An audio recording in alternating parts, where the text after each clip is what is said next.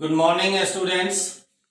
कल हम लोगों ने थर्ड चैप्टर इलेक्ट्रोकेमिस्ट्री स्टार्ट किया था, जिसमें आपने पढ़ा था कंडक्टर और नॉन कंडक्टर के बारे में। फिर कंडक्टर आप दो तरह का पढ़े थे, metallic conductor and electrolytic conductor. Metallic conductor से जब इलेक्ट्रिसिटी प्रवाहित होगा उसे आप मेटालिक कंडक्टेंस कहते हैं। इसी तरह से इलेक्ट्रोलाइटिक कंडक्टर से होकर जब इलेक्ट्रिसिटी प्रवाहित होगा उसे इलेक्ट्रोलाइटिक कंडक्टेंस कहते हैं। आज हम लोग देखें इस दोनों में क्या डिफरेंस है, मेटालिक कंडक्शन और इलेक्ट्रोलाइटिक कंडक्शन में क्या डिफरेंस है, क्या अंतर है। फिर इसके बाद हम लोग देखेंगे इलेक्ट्रोलाइटिक कंडक्टर या कहें इलेक्ट्रोलाइट को दो भागों में बांटा गया, स्ट्रॉन्ग इलेक्ट्रोलाइट और वीक इलेक्ट्रोलाइट। दोनों के बारे में देखेंगे। पहले हम लोग डिफरेंस देखें। Difference between metallic conduction and electrolytic conduction. Metallic conduction, electrolytic conduction. First point, metallic conduction में it is carried out by the movement of electrons. Metallic conduction में जो इलेक्ट्रिसिटी प्रवाहित होता है, विद्युत धारा प्रवाहित होता है, वह इलेक्ट्रॉनों के मूवमेंट के कारण, इलेक्ट्रॉनों के गति के कारण। जबकि electrolytic conduction it is carried out by the movement of ion.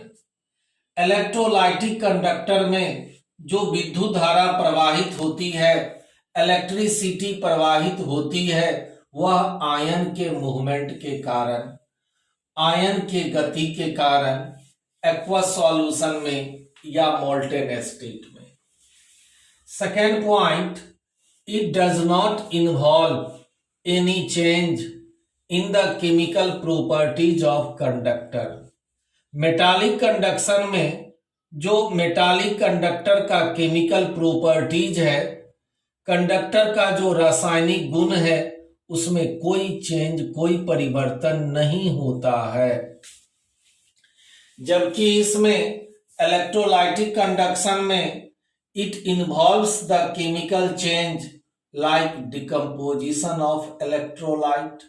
इसमें रासायनिक परिवर्तन होता है, जैसे कि इलेक्ट्रोलाइट का डिकम्पोजिशन, इलेक्ट्रोलाइट का विघटन, डिकम्पोजिशन विघटन, टूटना, ब्रेकिंग। जैसे पोटासियम क्लोराइड इलेक्ट्रोलाइट है, जब इसे एक्वस सॉल्यूशन में डिसॉल्व किया, यह आयन में डिसोसिएट हुआ, आयन में टूट गया, आयन में विखंडित हुआ, K+ एंड Cl-।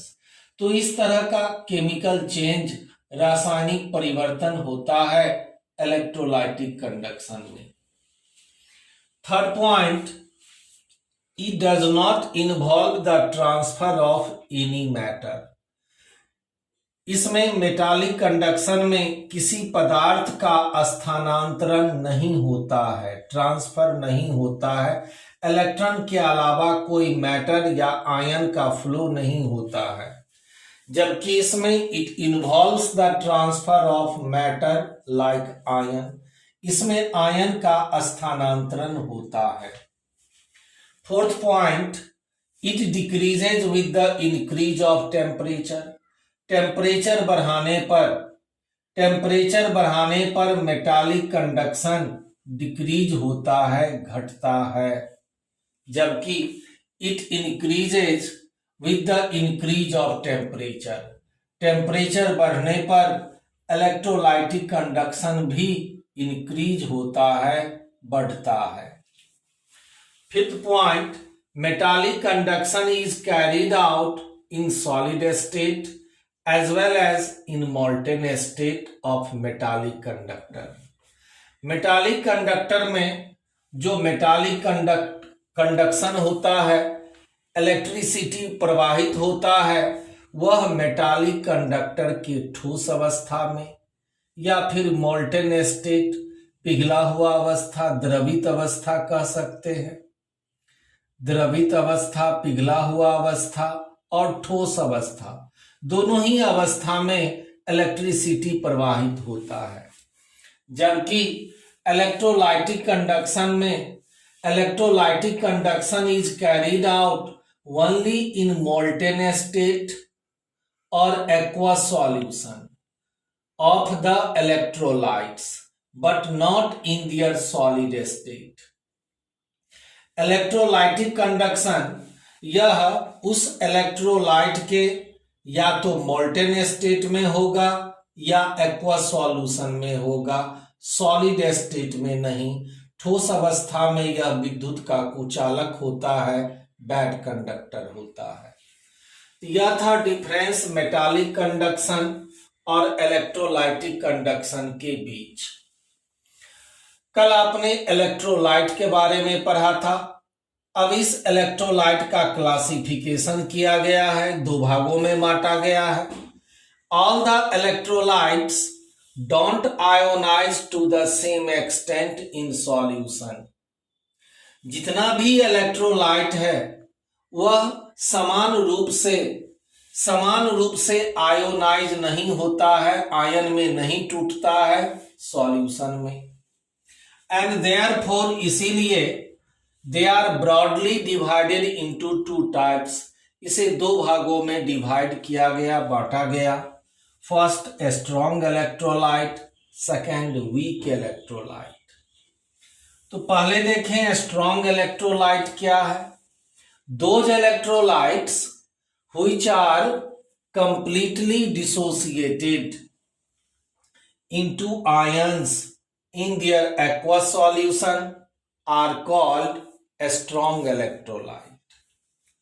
वैसा इलेक्ट्रोलाइट जो कंप्लीटली पूर्णतः डिसोसिएट होता है, पूर्णतः विखंडित होता है, पूर्ण रूप से आयोनाइज्ड होता है, आयन में अलग हो जाता है, पूर्ण रूप से एक्वस सॉल्यूशन में, जलीय विलयन में, वह स्ट्रॉन्ग इलेक्ट्रोलाइट कहलाता है। एग्जाम्पल जैसे NaCl, sodium chloride, potassium chloride, या स्ट्रॉन्ग एसिड जितना भी है, hydrochloric acid, nitric acid, strong base, sodium hydroxide, potassium hydroxide, strong acid और स्ट्रॉन्ग बेस से बना हुआ सॉल्ट, ये सभी कहलाते हैं स्ट्रॉन्ग इलेक्ट्रोलाइट। जैसे potassium chloride strong electrolyte, aqueous solution में डिसॉल्व करने पर यह तेजी से पूर्णतः आयोनाइज्ड होता है, K+ और Cl- आयन में तेजी से यह आयोनाइज्ड होता है, आयन में विखंडित होता है। इसी तरह हाइड्रोक्लोरिक एसिड एक्वस सॉल्यूशन में डिसॉल्व करने पर यह कंप्लीटली आयोनाइज्ड होता है H+ आयन और Cl- में। इस सब को आप कहेंगे स्ट्रॉन्ग इलेक्ट्रोलाइट्स।